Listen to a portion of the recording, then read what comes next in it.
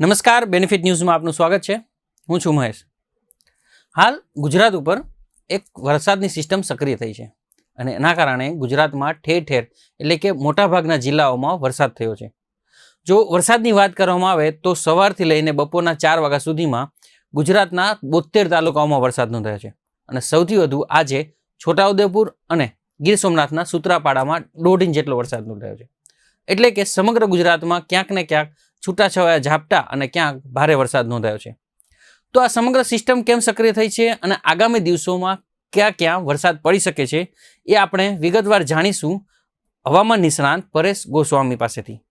પરેશ ગોસ્વામીભાઈ, અમને જણાવો કે કઈ રીતે આજે હવે વરસાદ છે આગળ વધવાનો છે, કયા જિલ્લાઓએ ધ્યાન રાખવાની જરૂર છે અને ક્યાં વધારે વરસાદ પડી શકે છે અને ક્યાં ઓછો વરસાદ પડી શકે છે. 27 તારીખથી અમદાવાદ, આણંદ, નડિયાદ, ગોધરા, કપડવંજ અને મહીસાગર જેવા વિસ્તારોમાં પણ એ માવઠાની શરૂઆત થઈ શકે છે. એટલે જે 25 તારીખથી જે અલગ અલગ વિસ્તારમાં માવઠાની શરૂઆત થશે એ 2 નવેમ્બર સુધી રાજ્યના અલગ અલગ વિસ્તારોમાં માવઠાની અસર થવાની છે. જો કે આ માવઠું છે અમુક વિસ્તારમાં સામાન્ય હશે તો અમુક વિસ્તારમાં તીવ્ર માવઠાની અસર થશે.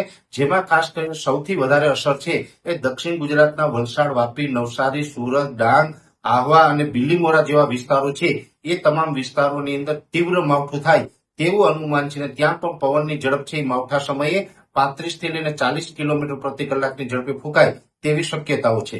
બીજા નંબરે જે વધારે અસર થવાની છે એ હશે સૌરાષ્ટ્રના દરિયાઈ કાંઠાના જિલ્લા, જેમાં ભાવનગર, અમરેલી, ગીર સોમનાથ અને જુનાગઢ જેવા વિસ્તારો છે તેમાં પણ થોડીક માવઠાની અસર છે એ વધારે જોવા મળશે.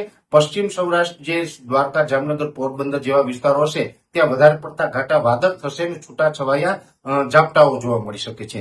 મોરબી, સુરેન્દ્રનગર અને રાજકોટ જેવા વિસ્તારની અંદર પણ અતિ ઘાટા વાદળ જોવા મળે અને સામાન્ય ઝાપટા જોવા મળે તેવું એક અનુમાન છે. કચ્છ જિલ્લાની અંદર સૌથી ઓછી અસર જોવા મળવાની છે, છતાં પણ કચ્છ જિલ્લાની અંદર વાદળછાયું વાતાવરણ અને 1-2 સેન્ટરની અંદર સામાન્ય ઝાપટા પડે તેવી શક્યતાઓ રહેલી છે.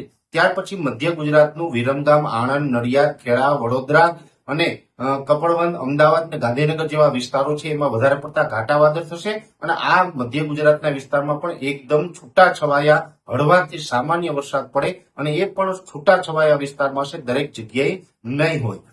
મધ્યપ્રદેશ બોર્ડર વિસ્તારો હશે જેમાં મહીસાગર, દાહોદ, ગોધરા, છોટાઉદેપુર આ તમામ વિસ્તારની અંદર પણ હળવાથી સામાન્ય છૂટાછવાયા ઝાપટા નોંધાતા રહેશે. અરવલ્લી, બનાસકાંઠા, સાબરકાંઠા, પાટણ, મહેસાણા અને વાવ, થરાદ જેવા વિસ્તારો છે એ તમામ વિસ્તારોની અંદર પણ અમુક વિસ્તારમાં એકદમ વાતાવરણ ચોખ્ખું અને ખુલ્લું રહેશે, અમુક વિસ્તારમાં વાદળછાયું હશે તો એકદમ છૂટા છવાયા વિસ્તારમાં ત્યાં પણ હળવા છાંટછૂટ થઈ શકે છે. એટલે કચ્છ અને ઉત્તર ગુજરાતના વિસ્તારની અંદર આની અસર છે ખૂબ ઓછી રહેશે.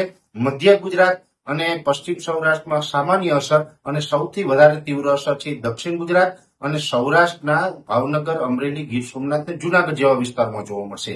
એટલે 25 ઓક્ટોબર 2025 થી લઈ અને 2 નવેમ્બર 2025 દરમિયાન રાજ્યની અંદર આ પ્રકારનું માવઠું થવાનું છે અને માવઠા સમયે પવનની ઝડપ છે એ 35 થી 40 કિલોમીટર પ્રતિ કલાકની ઝડપે પવન ફૂંકાય તેવી પણ શક્યતાઓ છે. એટલે ખાસ કરીને પવન સાથે માવઠું થવાનું છે એટલે દરેક ગુજરાતીઓએ સાવચેત રહેવું, સાવધાન રહેવું અને ખેડૂત ભાઈઓએ ખાસ કરીને પોતાના ખેતી કામો છે એ સાચવી લેવા. ખાસ કરીને અરબ સાગરની અંદર આ સાયક્લોનિક સર્ક્યુલેશન એકદમ સ્ટ્રોંગ છે, જેથી કરીને 5 નવેમ્બર સુધી માછીમાર ભાઈઓએ દરિયો ન ખેડવો તેવી પણ આપના માધ્યમથી અપીલ કરવામાં આવે છે.